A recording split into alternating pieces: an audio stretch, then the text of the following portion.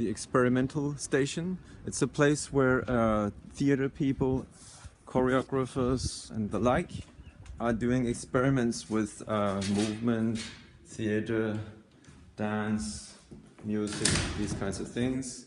And I'm part of this as a member, and this gives me access to not only a kitchen, also I have access to this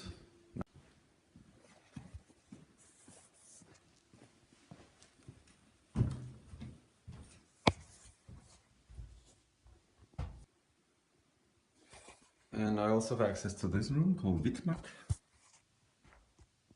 And this is the room where I'm going to do my experiments today.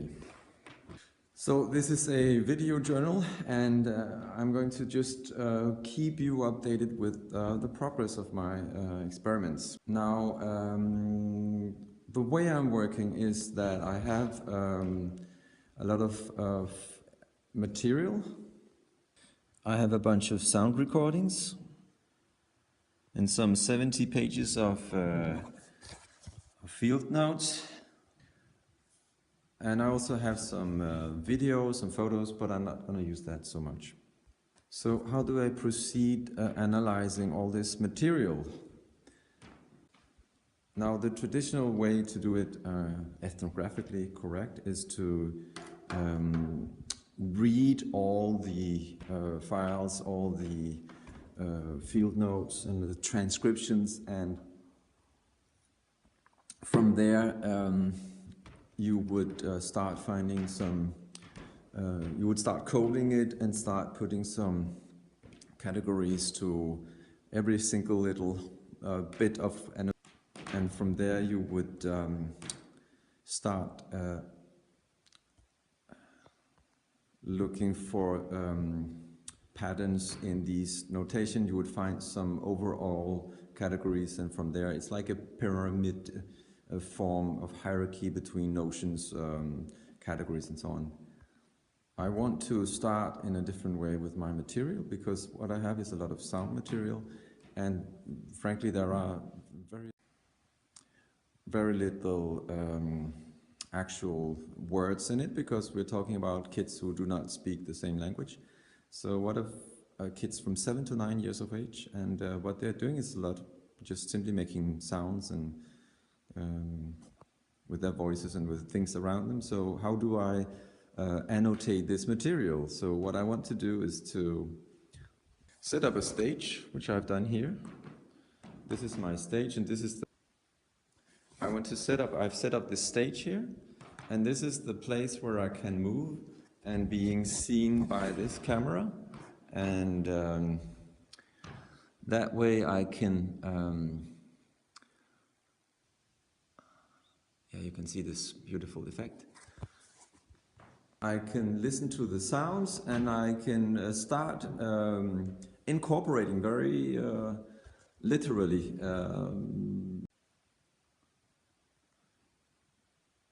that would simply be representing the sound on a piece of paper. That wouldn't add anything. Well, it would add something, but it would be difficult for anyone else than me to read it. And there's another thing that I'm going to do, which is to put on a suit. And why would I put on a suit? That would be because I want to create a distance. I want to create a distance using this suit. In that way I can move in this space, listening to the sound recordings of my field recordings.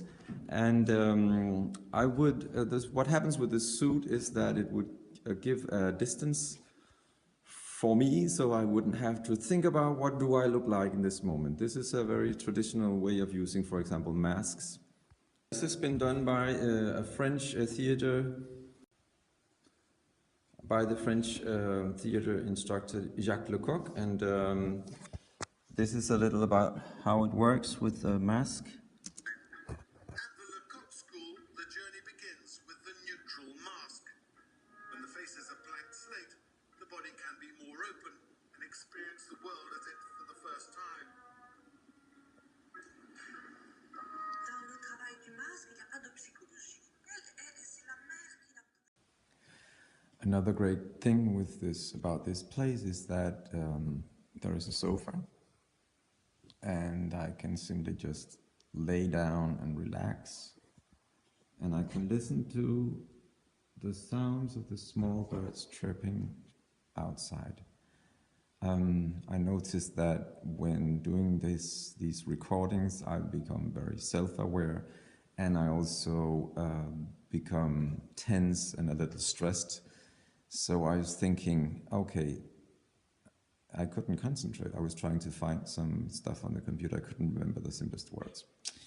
That's why I want to try to lay down a little and just relax. I would like to say a few words about the way I have approached my material. As I've been talking about, I have like 70 pages in digital pages of field notes, and I also have around, I think, 70 hours of field recordings. And this is my main material. I also have some video recordings. I'm not sure I'm going to use them. So before just simply starting from A and going to Z, because that would take too much time, I don't have the time, I'm sorry. I decided to start by dividing my material according to certain parameters. Now, working with parameters is not a foreign thing for me as a composer. This is what they always do. They always break up sound into various parameters like pitch, like loudness, like timbre, and all these parameters. And that's the traditional modern way of working with composition, that you would break up your sound material into according to different parameters, and then you would maybe put these things together in a new way. This is the kind of method that I've been using from the outset. And what I've been thinking is that, well, what are the most important parameters in my field? And since I've been in a reception class, in a class with kids from 7 to 9 years of age, at a school, I've been in a school context, what I've decided is that the parameters that the three basic parameters I'm going to start with are the following. Okay, since I have so much space in this room, I've decided to use these pieces of cloth to help me conceptualize the parameters from which I want to attack my material. So the first parameter, for which I've chosen the color red, is about whether the situation in question is more or less directed by the adults. If the adults are deciding what is the framework for the activities, I mean in detail, then this is the parameter where either it's adult generated or adult generated, which is the red one, or kid generated, which is outside the red one, okay? So the next parameter is whether the activity that I'm looking at is taking place outside or inside, whether it's in the classroom, in the school, or if it's in the schoolyard or somewhere else. So blue because of the blue sky, which is sometimes happening outside in Denmark. So the third parameter that I'm dividing my material according to, for which I've chosen the color gray, is about whether the activity is happening sitting down or if it's something that is upright. So these are the two very important, I think, differences of conducting an activity in this specific setting. So to sum it up, okay, so the first parameter is about adult or child initiated activity, and the second one, this is about whether it is a sitting down activity or standing up, moving around on the floor or on the ground. And this is gray color. And now the third parameter of my analysis, which is this blue color, is about whether it's under the blue sky or under the ceiling of a room. So whether it's inside, indoors or outdoors. So I've been thinking, how can I conceptualize these three different parameters and their combinations? So I'm suggesting that I use the chair as a way to symbolize what is normal and what is outside the norm. So this would be the norm, right? Now the most dominant way that things are in this context of the school is that the adults are setting the frames of the activities. Sometimes the kids are as well doing that, but these are the exceptions. It's also the norm That kids are sitting down on a chair. The exception is when they're standing up. Now for the last parameter, the norm is that they are indoors, and the exception is that they are outdoors. Well, so far the idea about using these parameters is that I can make different kinds of combinations with the parameters and thereby get to analyze situations according to the parameters. And what I'm expecting will happen is two things. First of all, I expect that by using these parameters, I might find connections between, or search for connections between situations that are dissimilar on the surface, but actually they are unfolding within a similar kind of setting. This is the first one, right? Secondly, I expect that by using these parameters and combining them in different ways, I might push myself to explore parts of my empirical data that I wouldn't have had it not been for these this parameter approach, right? So if we take a look at these this combination of parameters, right? Parameter 1, we're following the norm. The adults are setting the agenda for the activity. Parameter 2, this is the exception. The kids are not sitting down, they are standing up, they are free to walk around on the floor or the ground. And parameter 3, we also here in an exception, this is outdoors. So parameter 1, adults are setting the framework. Parameter 2, the kids are free to walk around on the ground since we are outdoors. Now, this specific combination of parameters are in place in rather few of the situations that I've experienced in my field work. But it could be, for example, the day that the two classes that I've been following, they were on an excursion to a nearby park where they were collecting leaves. Now this was a situation which was under rather strict adult control. Parameter 1. The kids were free to move, more or less free, but they were on the ground, they were not sitting down. Parameter 2, exception. And it was under the blue sky. Parameter 3, indoors or outdoors, exception, outdoors.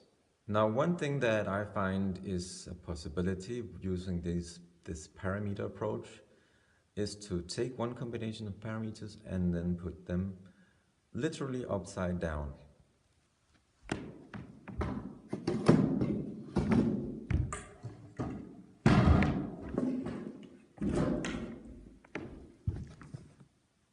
Now, in this combination of parameters, we have the opposite combination, which is parameter 1. The kids are setting the agenda, more or less. Parameter 2, we're indoors, or we're sitting down, and parameter 3, we are indoors.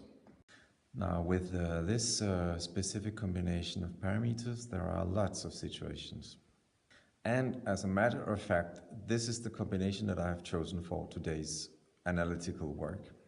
So we're talking about a combination where the kids are sitting down, it's indoors, and they are the ones who are deciding about not everything, since the global framework is decided upon by the adults, but they can decide what they can do within this framework. And these situations are, for example, when they're having their fruit, the so-called fruit situation, which they have between 8:50 and 9:00 in the morning in the classroom.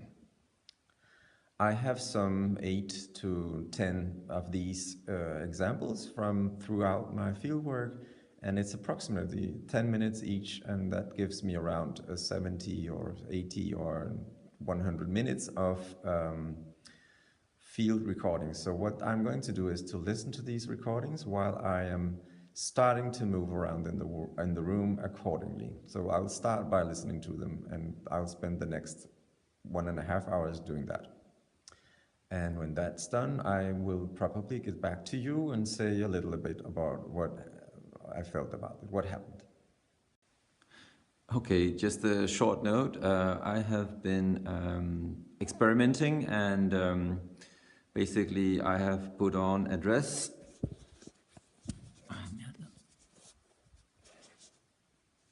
And it looks like this. And the idea, of course, is to put on this mask. And what I didn't know before is that I can't see anything at all. And basically what I'm trying to do is to try to start this tape, this sound, and I can't see anything. And even my fingers don't work. And I need my glasses, and it's chaotic. And now comes the sound. And the idea is to move around, well, I can't even see where to put this, and many difficulties. So I have to put it back in this little bag, and then put this on, and then the headphones. And then I can move around. Oh my God, what have I done? Anyway, just a short note. Okay, it's time for a touchdown. I've been doing my experiments, and now I'm having a good sustainable cup of coffee and some chocolate and some nuts and a croissant. And this is all just to have a nice break. And I'm just having a few thoughts. What I'm doing here, what I'm listening to are these sound files. I've been listening to a piece of sound from day 7 of my fieldwork, and it's about 10 minutes of interactions. It's during when the kids are eating their fruit. So as I was saying, parameter 1, more or less initiated by the kids. The interactions are initiated by the kids, which is not usual, although it is not the norm. Parameter 2, they're sitting down, which is the norm. Parameter 3, it's indoors, which is the norm. Actually, the first recording I heard was from day 6, and the first parameter didn't really work on that piece of data, since the teacher were doing a lot of things during this break, talking about how you say the word chess in different languages. So I sort of skipped that, since it doesn't really live up to the combination of parameters, since there wasn't much interaction which were initiated by the kids. The second piece of the second sound recording, which was from day 7, was different in the sense that there is more time for the kids to interact while eating their fruit. They're eating bananas and all kinds of fruits. And what I noticed while I was listening and trying to walk in the room with this ridiculous suit on, I couldn't see anything. I was blinded. I didn't know what I was doing. I couldn't change the music. I couldn't anything. Well, anyway, I started just simply walking around and bumping into the walls and listened to the sounds of interactions. One possible strategy I thought of while walking around was that I would sort of recreate the space in which the sound was recorded, in the sense that I would position myself according to where the person speaking was in that particular setting in that room. So if this is the room, I would have Alexander sitting here, another boy here, a girl who doesn't say anything here, and a girl who talks a lot here, and 2 other girls over here. And these 5 kids are dominating what you can hear on the sound recording. You can also hear a couple of boys over here. Basically, what I was thinking was to place myself at these positions and simply just imitate or do the movements that I would think they would be doing. It's kind of a reenactment. It's a way of listening corporeally to the sound recording. It's also a way to include spatiality in the analysis of the field material. Now, in a traditional analysis, you would do a annotation of the spoken words. Let's say in an interview, you would annotate what they were saying, transcribe the words, or in an analysis of the sound, you would also describe who does what, right?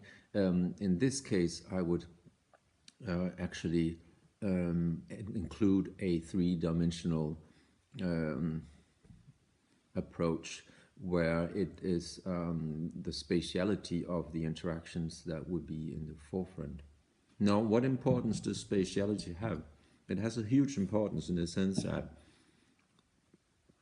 in this classroom setting, the kids are sitting beside someone, and this someone is someone that the teacher has decided that they should sit beside because of different kinds of strategies, which is along the lines of making sure that everyone is friends with everyone. That was clearly what the strategy was about. It's also about how to make sure that the children who are more noisy are being spread out a little, so that the more silent kids can sort of keep them quiet. These are all very many strategies that it's a very important part of the classroom life. What it also means is that you can interact, of course, with the people who are close nearby you. And when you are interacting with other people, there are ways of doing this that involves skills in the respect that you need to be able to master techniques of breaching the distance, since a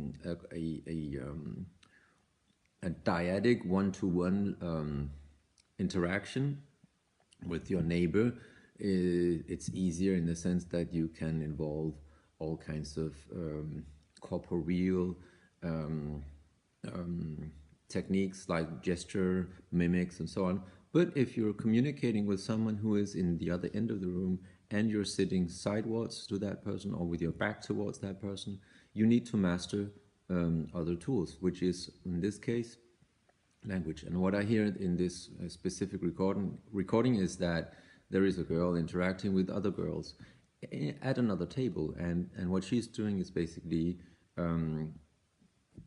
using words, which is a kind of pre-analysis, theoretical thing from my side, which is to say that proximity is an important parameter when we're talking about interaction, since the closer you are to the other person, the more you can, of course, involve all kinds of communicational, or whatever you want to call them, modalities, whereas the farther you are from this person, you need to master other kinds of skills, which involves a more symbolically, you might say, driven modalities like language.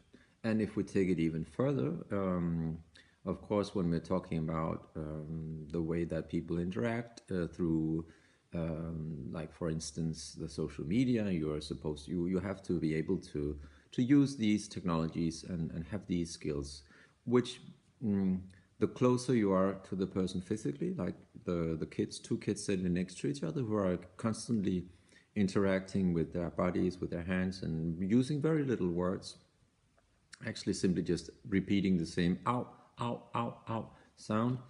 The simpler is and the easier, well, it seems. Well, let's say the less complicated these, let's call them techniques of interaction are, and the farther apart you are, the longer the distance between the two people interacting, the more complex it becomes, right?